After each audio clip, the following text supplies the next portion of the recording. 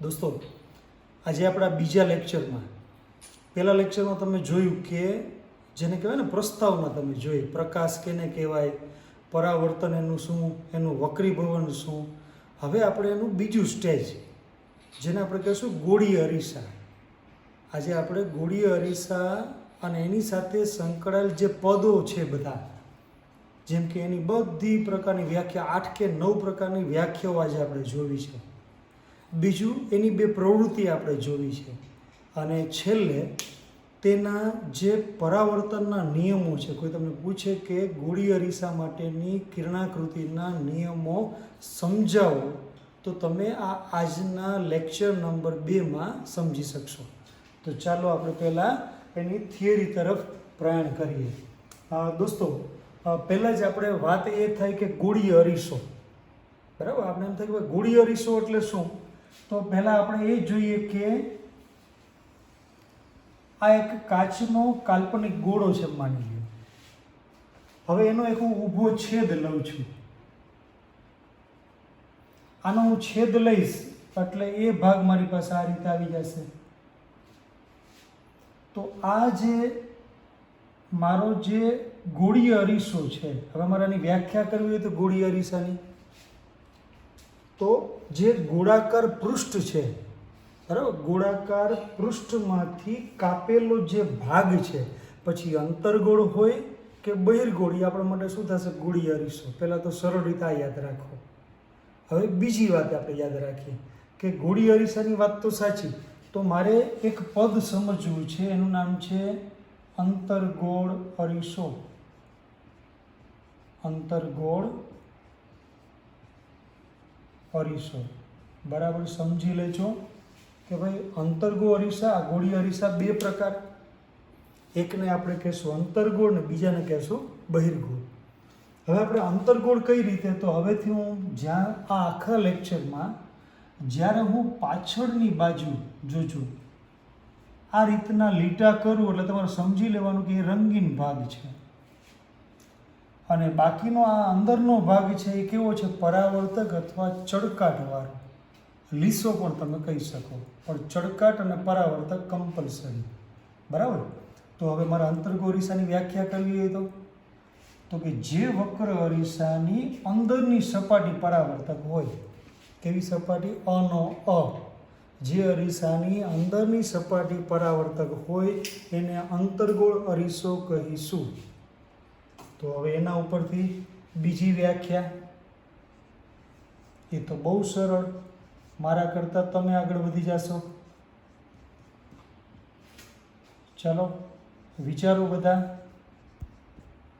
હવે બીજી વ્યાખ્યા બનાવી તો બહિર્ગોળ અરીસાની, તો કે જે વક્ર અરીસાની શું કહેશું, બહારની સપાટી પરાવર્તક હોય, લીસી હોય, ચળકાટવાળી હોય. તો આપણે બહિર્ગોળ અરીસા માટે કેવી રીતે કલ્પના કરશું, આપ જુઓ.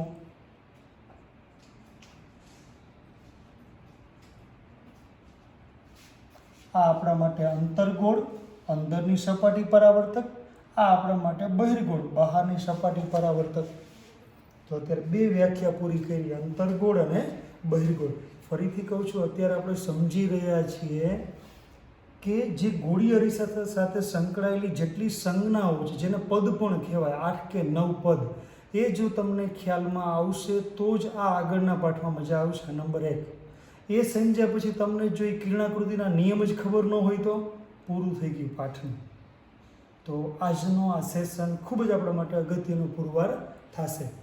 હવે આને રિલેટેડ બીજી એક વાત હું લઉં કે જેમ આપણે અંતર્ગોળ અને બહિર્ગોળ અરીસાની વાત કરી દોસ્તો, તો હવે એની સાથે આપણે ખાસ કરીને તમે જોઈ શકો છો કે આપણે હમણાં જ એક પોલો ગોળો, કાચનો કાલ્પનિક ગોળાની કલ્પના કરી, ફરીથી દોરું છું એટલે તમને વારંવાર ખ્યાલ આવે.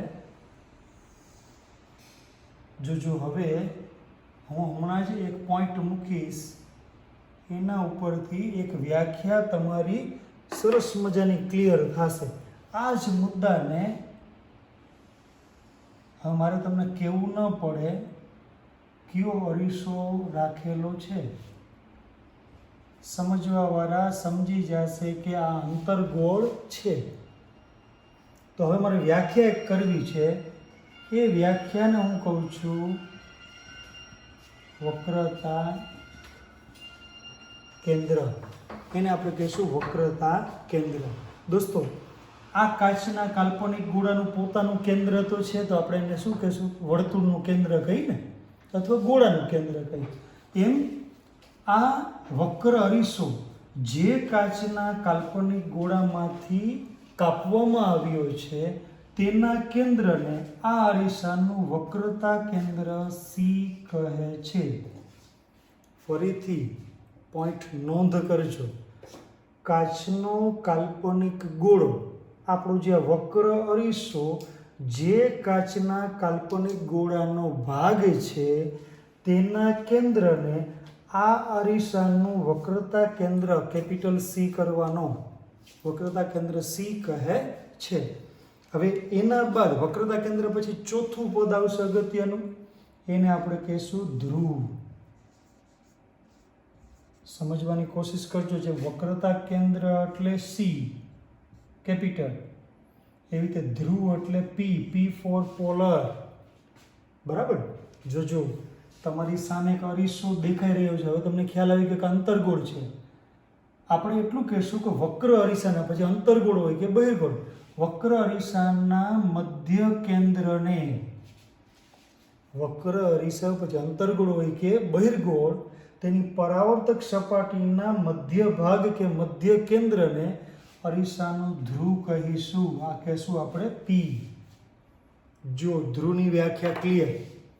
હવે ધ્રુવની વ્યાખ્યા પૂરી કર્યા બાદ આપણે પાંચમો મુદ્દો લેશું, મુખ્ય અક્ષ. મુખ્ય અક્ષ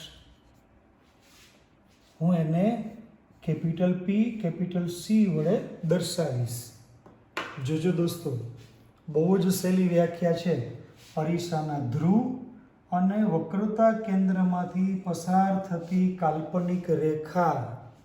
અરીસાના ધ્રુવ અને વક્રતા કેન્દ્રમાંથી પસાર થતી કાલ્પનિક રેખાને અરીસાની મુખ્ય અક્ષ કહે છે. મને પૂરી આશા છે કે તમે અત્યારે મારી સાથોસાથ વિચારતા હશો. જેટલું સાથે વિચારશો, આ પદ જેટલા તમારા સારા, એટલા જ તમારો આગળનો પાઠ તમને મજા જ આવ્યા કરશે. અને આપણે તો પ્રવૃત્તિમાં આગળ વધવું છે ધીમે ધીમે. તો એની પહેલાં 9 પદને બરાબર આપણે સમજી લઈએ. હવે મારો છઠ્ઠો મુદ્દો છે દોસ્તો. હવે આપણે મુદ્દા નંબર 6, મુખ્ય અક્ષની વાત કર્યા પછી, તો હું જેવી મુખ્ય અક્ષની વાત કરું તો મારે અહીંયા એક નવો શબ્દ આપું છું, વક્રતા ત્રિજ્યા. એને હું કેપિટલ આર કહીશ. વક્રતા ત્રિજ્યાને કેપિટલ આર. જો આ પી પાસેનો પોઈન્ટ અને સી પાસેનો પોઈન્ટ, આ બંનેને એરો, અહીંયા હું કેપિટલ આર. જેમ દોસ્તો આ જે વર્તુળ કહીએ આપણે, તો એને કેમ વર્તુળનું કેન્દ્ર અને અંત્યબિંદુને જોડતી રેખા એ ત્રિજ્યા. બરાબર? જે રેખાખંડ શું કરે? વર્તુળના કેન્દ્ર અંત્યબિંદુને જોડે. બરાબર? એ શું થાય? ત્રિજ્યા થઈ ને. એમ અહીં પણ જુઓ, હું વ્યાખ્યા બનાવું છું વક્રતા ત્રિજ્યા આરની. અરીસાના ધ્રુવ અને વક્રતા કેન્દ્ર વચ્ચેના અંતરને શું કહીશું આપણે? વક્રતા ત્રિજ્યા આર. મુદ્દા નંબર 6. હવે આપણે મુદ્દા નંબર 7 બરાબર સમજજો, કારણ કે આ પાઠની અંદર એક આપણું ખરું ખોટું હોય છે.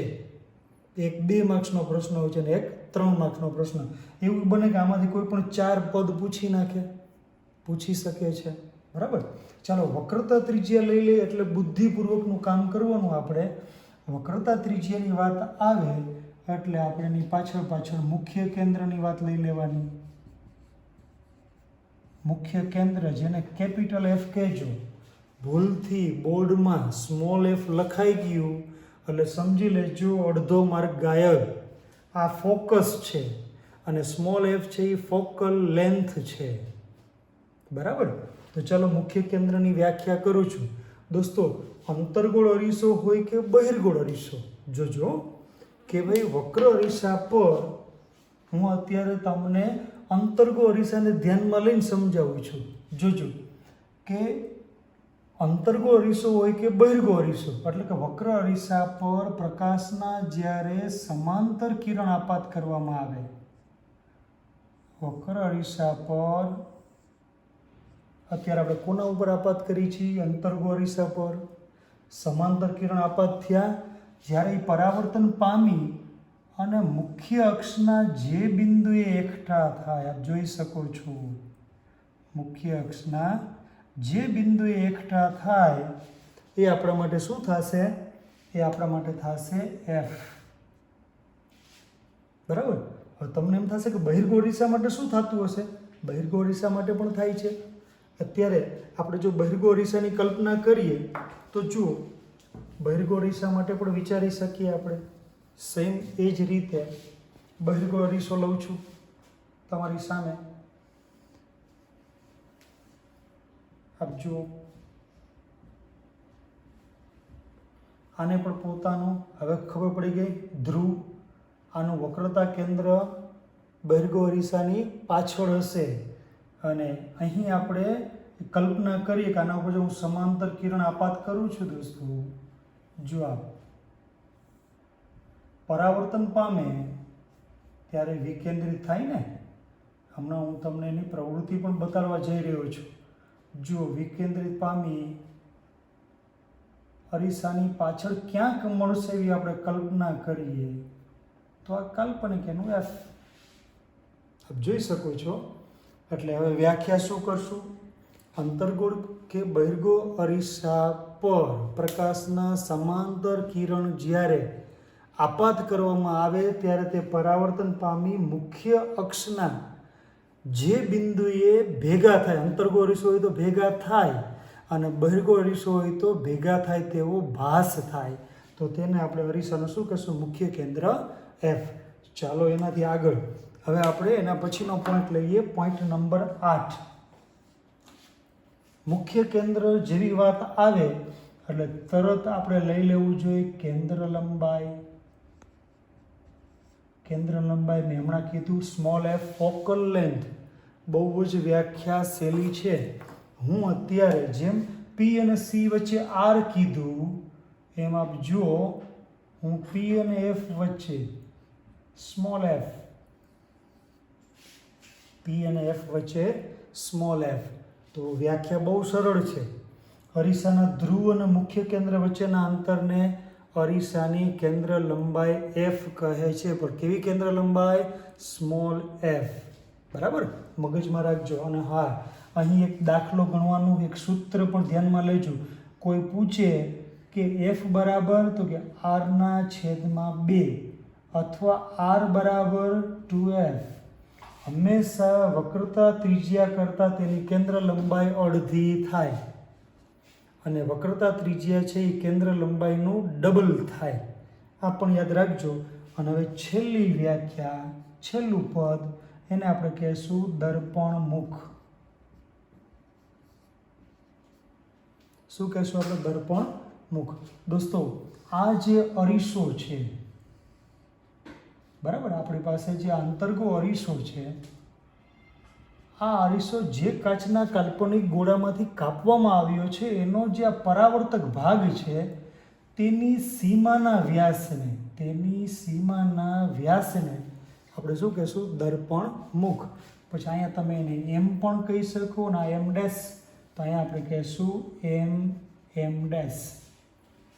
ચાલો, હવે તમને પ્રશ્ન થશે કે આ બધા ઉપર આ કિરણો કેવી રીતે આમ થતા હશે, આ કિરણો કઈ રીતે થતા હશે? હવે આ 9 પદ સમજ્યા પછી એક મારી પ્રવૃત્તિ અહીંયા તમારે જોવાની છે. આપ જુઓ, અત્યારે હવે હું તમને જે પ્રવૃત્તિ બતાડું છું એ જોજો કે મારી પાસે આ સમતલ અરીસો છે. દોસ્તો, પહેલા લેક્ચરમાં યાદ છે સમતલ અરીસાની ખાસિયતો જોઈ છે, યુ બરાબર વી. શું કામે? જેટલી વસ્તુ છે એ ચત્તી અને એવડી જ દેખાતી, કિરણો જે દિશામાં આવે ને એ જ દિશામાં પાછા વળતા. હવે જોજો, હું અંતર્ગો અરીસો બનાવવા જાઉં છું. આ વ્હાઇટ સ્ટ્રો છે ને એને મુખ્ય અક્ષ માનજો. જોજો, મુખ્ય અક્ષ. અને આને હું અંદરની તરફ વાળું છું.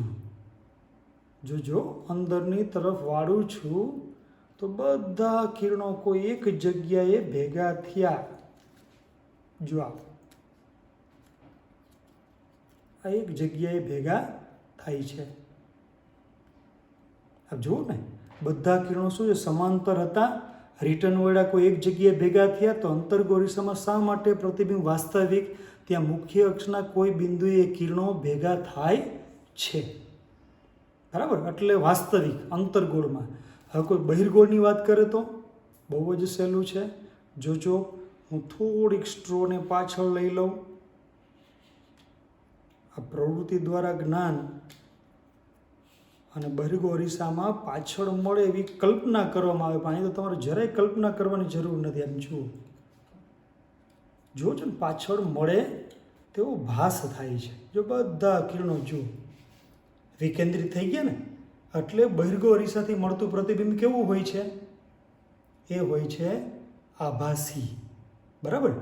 ચાલો હવે એને અનુલક્ષીને બીજી એક વાત કે તમને હવે મારી પાસે એક બે પેટી છે, આપ જોજો ખાસ.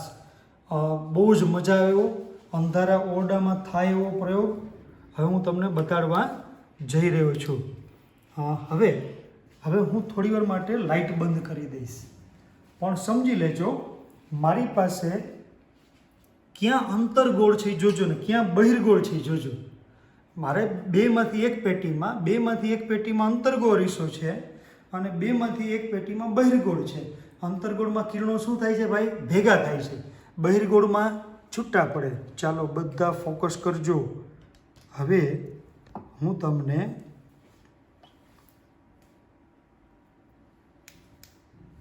ચાલો જોજો, જોવાની મજા છે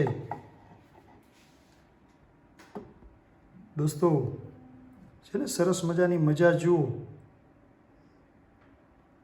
અહીં કિરણો છૂટા પડે છે, તો નક્કી આ મારો બહિર્ગોળ અરીસો છે. સમાંતર કિરણો આપજો, સમાંતર કિરણો પસાર કરું છું તો એ વિકેન્દ્રિત થાય છે. ચાલો તરત હવે બીજી બાજુ જઈએ. હા, જોતા હવે તમને ખ્યાલ આવી ગયો, ભેગા થાય છે સરસ મજાના. અહીં કેન્દ્રિત થાય છે. જોયું દોસ્તો, વચ્ચે કાલ્પનિક રેખા દોરો ને તો આ એ મુખ્ય કેન્દ્ર થયું. સરસ મજાની પ્રવૃત્તિ આપ અત્યારે જોઈ રહ્યા છો, બરાબર. તો આ છે અંતર્ગોળ અને એ જ સમયે આ છે આપણા માટે બહિર્ગોળ. નોંધી લેજો, બરાબર. અત્યારે આપણે જે મુદ્દાને સમજવાનો થાય છે એ મુદ્દા બરાબર આપણે જોઈએ. હવે જેમ તમે અત્યારે પ્રવૃત્તિ જોઈ, હવે આ જ પ્રવૃત્તિને આધારે આપણે એક 4 નિયમ ભણવાના છે. એટલે સરસ મજાનો આપણો સેશન અહીંયા પૂરો થાય. તો જો 9 પદ, 2 પ્રવૃત્તિ તમે બધાએ જોઈ. હવે આ 4 નિયમ તમારા માટે, જેમ તમને 1 થી 9 પદ આવડ્યા ને, એટલે ગણિતની ભાષામાં તમને 1 થી 10 આવડી ગયા એમ સમજી લો. અને હવે ઓલા 100 એકડાથી માંડીને પાડાઓ શીખવા હોય તો કેવી જરૂર પડે તમારે? 11 દુ 22, 22 દુ 44. એમ અહીં તમારે આ ઓપ્ટિક્સમાં આગળ વધવા માટે હવે જરૂર પડશે તમારે તેમના કિરણાકૃતિના નિયમ. હવે આપણે 3 માર્કનો અગત્યનો પોઈન્ટ બોર્ડ ઉપર ચર્ચા કરવા જઈ રહ્યા છીએ, બરાબર. અને એ છે કિરણાકૃતિના નિયમ. 4 નિયમ છે. સરળતાથી જો સમજાઈ ગયા તો તમારું કામ થઈ ગયું. જો સરળતાથી સમજાઈ ગયા તો તમારું કામ થઈ ગયું. પહેલાં તો કિરણોને જુઓ. આપ કિરણો જુઓ કે કિરણોને તમે ગમે ત્યારે ફ્લેશ કરશો. જુઓ, બહાર અહીં કોઈ કિરણ નથી, કારણ કે અંદર તમને બધાને પ્રશ્ન થતો હશે કે કિરણોનું શું કરવું. તો કિરણો છે એ સામાન્ય રીતે કેમ નથી દેખાતા? લેઝર લાઇટમાં આવું શું થયું કે ત્યાં બીમ દેખાય? અમે ત્યાં અગરબત્તીનો ધુમાડો કરેલો હતો. આ અગરબત્તીના ધુમાડામાં તમે આગળ ભણશો ટિન્ડલ ઇફેક્ટ, બરાબર. ટિન્ડલ ઇફેક્ટની એક કમાલ આપને અત્યારે જોવા મળી રહી છે દોસ્તો, બરાબર. પરાવર્તન પણ જો સરસ મજાનું આપ જોઈ શકો છો. તો હવે આપણે આગળ વધીએ દોસ્તો. જો હવે આપણે કિરણાકૃતિના નિયમ તરફ વળીએ છીએ. હવે હું તમને કિરણાકૃતિના નિયમમાં લઈ જાઉં કે કોઈ તમને એમ કહે કે ગોળીય અરીસા માટેના આપણો પ્રશ્ન શું બને? તો કે ગોળીય અરીસા માટેના કિરણાકૃતિના નિયમો જણાવો. કિરણાકૃતિના નિયમો જણાવો. દોસ્તો 3 માર્ક સુધી આ પ્રશ્ન જઈ શકે એમ છે. હું ઝડપથી 4 મુદ્દાઓ ફટાફટ, આ પ્રયોગ અમથો નથી બતાવ્યો તમને. હવે આ પ્રયોગ ન બતાવ્યો તો પ્રોબ્લેમ થાય, પણ આ બતાડી દીધો છે એટલે હવે કોઈ પ્રશ્ન તમારે આવશે નહીં. હું અત્યારે આ 4, આ 1, અહીં 2, હું બંનેમાં અત્યારે જોજો, બધા ઓબ્ઝર્વ કરજો તમારે.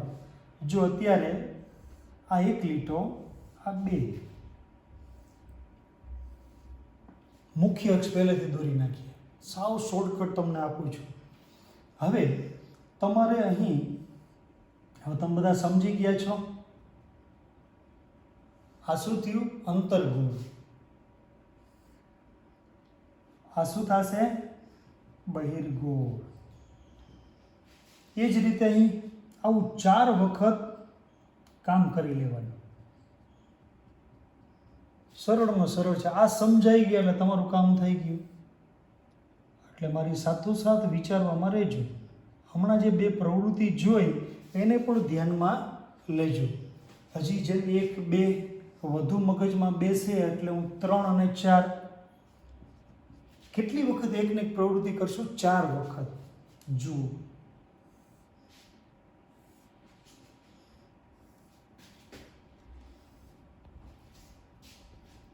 ઉપરનો જે સહિત તમે જ્યારે નાના હતા ત્યારે તમને શા માટે વારંવાર એકને એક વસ્તુ 5-5 વખત લખવા આપતા? એનું કારણ કે એનું દ્રઢીકરણ થાય, અહીં પણ તમારા મગજ સુધી પહોંચે એના માટે મેં એક વૈકલ્પિક વ્યવસ્થા કરેલી છે કે તમે આ રીતે કરી શકો છો. આ પ્રશ્ન આ રીતે તમે તૈયારી કરી શકો છો. જો મેં પહેલો ભાગ છે એ અંતર્ગોળનો છે ને બીજો ભાગ છે શેનો છે ભાઈ? બહિર્ગોળનો છે. હવે આપણે એના માટેના નિયમોની વાત કરીએ. જો અરીસો છે અંતર્ગોળ છે તો આ પી થયું, આ સી, અને આ મધ્યમાં એનું શું થશે? એફ. તો અહીંયા શું થશે? આ પી, સી અને એફ. આનું પાછળ હશે ને? બહિર્ગોળ અરીસા માટે શું હશે દોસ્તો? એ પાછળ હશે. હવે આપણે અહીં પણ પી, સી, એફ, અહીં પણ પી, એફ, સી.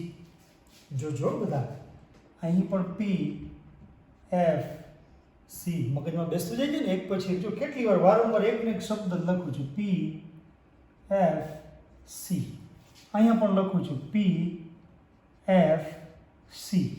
અહીં પણ હું લખું છું પી, એફ, સી.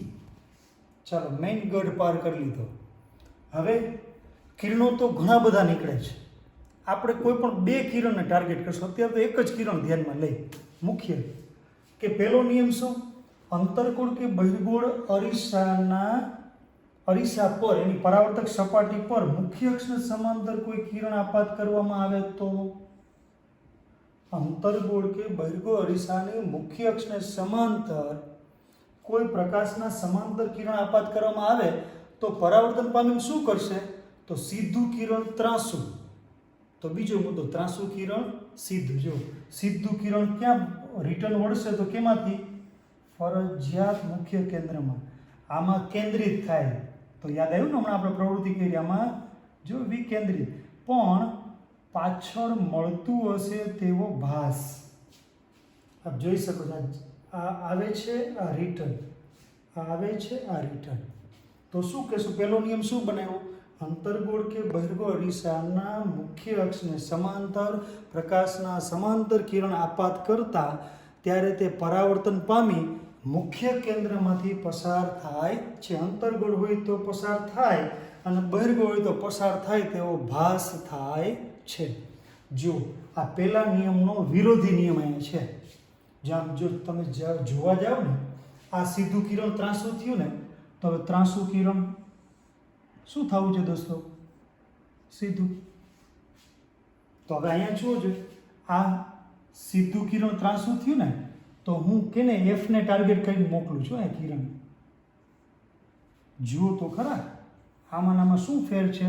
કાંઈ નથી, ટેકનિકલી ફેર છે.